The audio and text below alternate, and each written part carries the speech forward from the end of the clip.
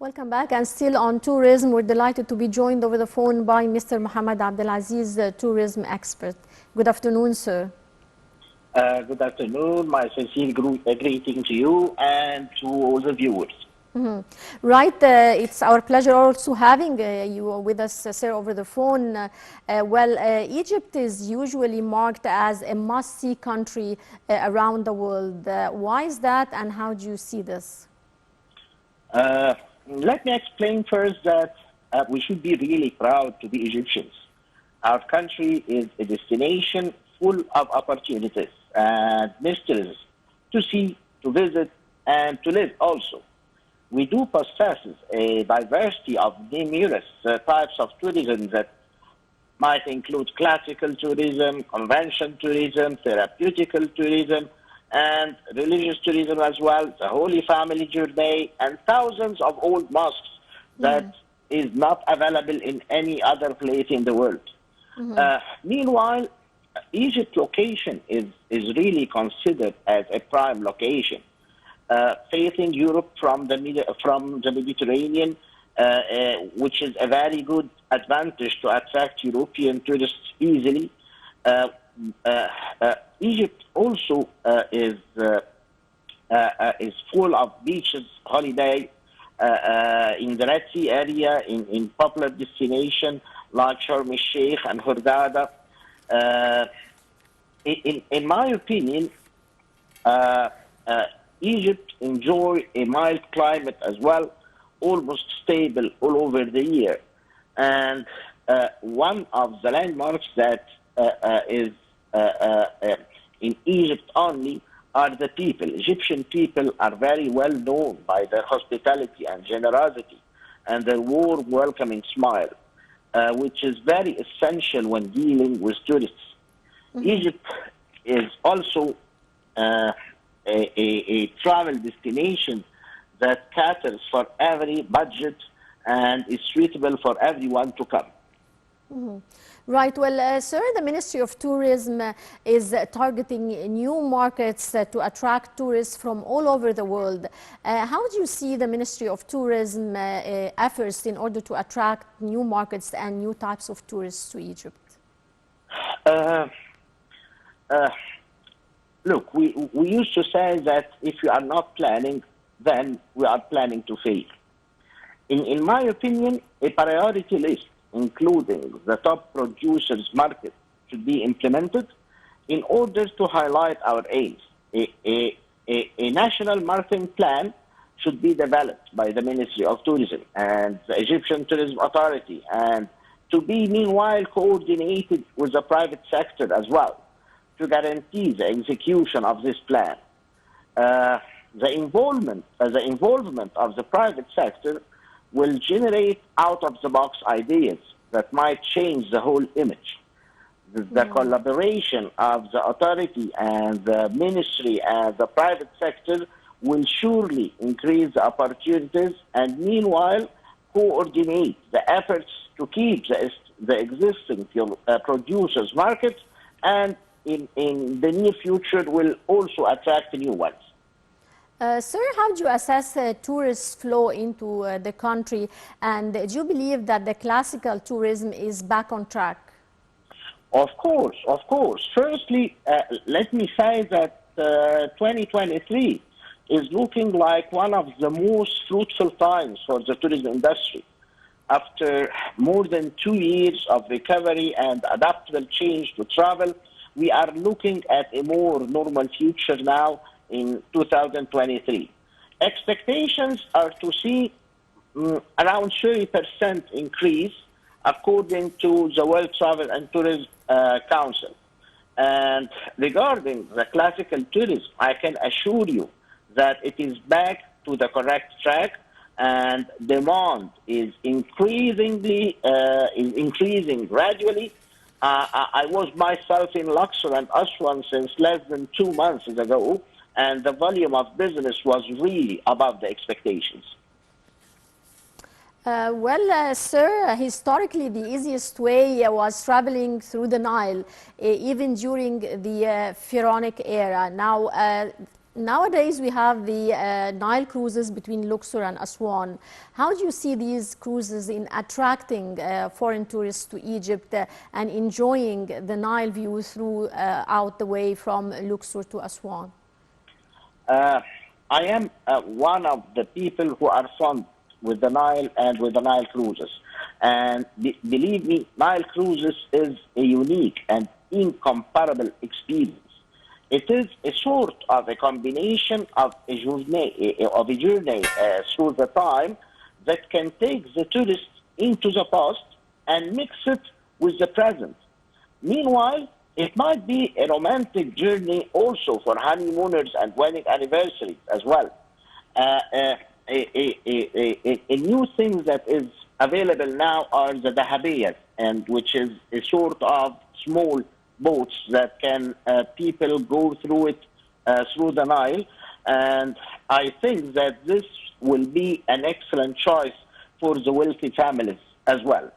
Every day on a Nile cruise is loaded with history, a century on from the discovery of Tutankhamun's tomb and 200 years since Jean-Francois Champollion cracked the code to the Egyptian hieroglyphics.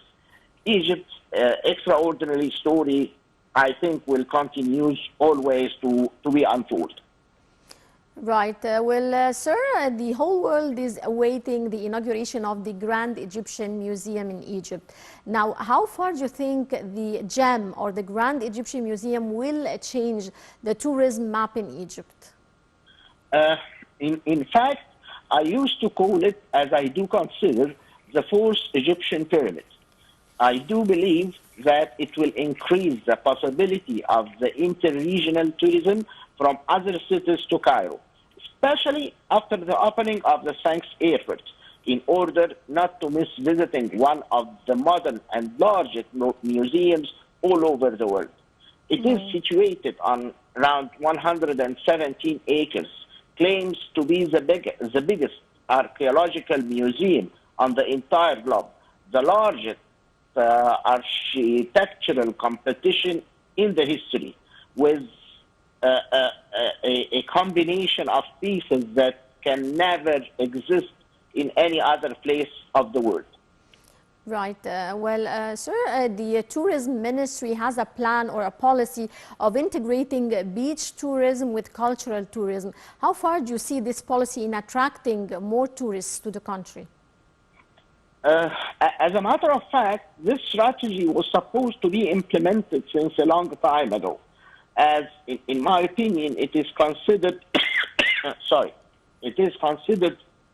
an inter-regional tourism. Because once the tourist is in our country, it's much easier and cheaper to convince him to see more than one destination in one visit.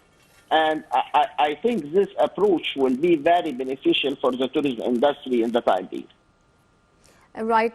Sir, talking more about new archaeological discoveries that are taking place every now and then in Egypt, how far from your point of view can we invest in those archaeological discoveries in attracting more tourists to Egypt?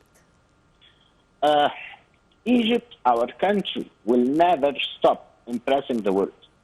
Our ancestors provide us with an unlimited heritage, an ancient civilization that dates from the 4th millennium before Jesus Christ. Its many achievements preserved in its art and monuments hold fascination and continues to grow as archaeological finds expose its secrets. And extra efforts, I think, should be given to our scientists to reveal these secrets in marketing campaign and using it as a marketing tool and a competitive advantage to increase the number of incoming tourists in the incoming period, inshallah. Sir, do you think that holding cultural, sports and entertainment events in archaeological sites would encourage youth to know more about their heritage, about their history, about their country? Of course, no doubts. I also believe that we should mix the modernization with the history. why not to encourage electronic and web games designers to create games that can tell the Egyptian history and convey it to the new generations all over the world. I think this might attract new generations and will create a sort of a desire for them to visit this country physically and to enjoy its attractions. Sir, how do you assess the power of sports fans and sports events in attracting more tourists to the country? In my opinion, I have to say that tourism and sports are interrelated, because sports, as a professional, amateur or leisure activity, involves a considerable amount of traveling to play and to compete in different destinations and countries. Major sporting events such as the Olympic Games, the Football World Cup, have become powerful tourism attractions in themselves, making a very positive contribution to the tourism image of the hosting destination. And actually, sports tourism, in my opinion, is one of the fastest growing sectors in tourism.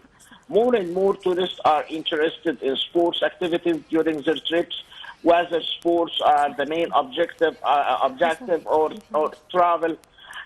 Sports events of various kinds and sizes, I think, will attract tourists as participants or spectators, and destinations try to add local flavor to them to distinguish themselves and provide authentic local experience for them. Sir, how far do you think the new infrastructure system, the new roads, bridges that has been taking place here in Egypt would attract also tourism to Egypt and play a role in this very important sector here in Egypt? I believe this new road systems is of great importance, as it will surely save time, money, and efforts. Egypt's growing population and dynamic economy have resulted in a need for greater infrastructure development over recent years. Given that cars remain Egypt's most popular mode of personal transportation, and in this case, this need is seen as most notably in its roads. Cairo and many other cities in the country displays chronic traffic congestions. As such, the Egyptian government has spearheaded significantly investment in the road system to ensure that it will have the capacity to cope with the long-term increases in freight and car journeys, and an improved road network will support economic development and will meanwhile reduce traffic congestions and improve the overall safety. And meanwhile, I'm sure that this will have an impact on tourism sector and the tourist transportation from one place to another, of course. Right. Well, Mr. Mohamed Abdel Aziz, tourism expert, many thanks for joining us and many thanks for your insight. Dear viewers, that brings us to the end of this edition of Cairo Local Time. Many thanks for watching and stay tuned for more coming up here on Nile TV International.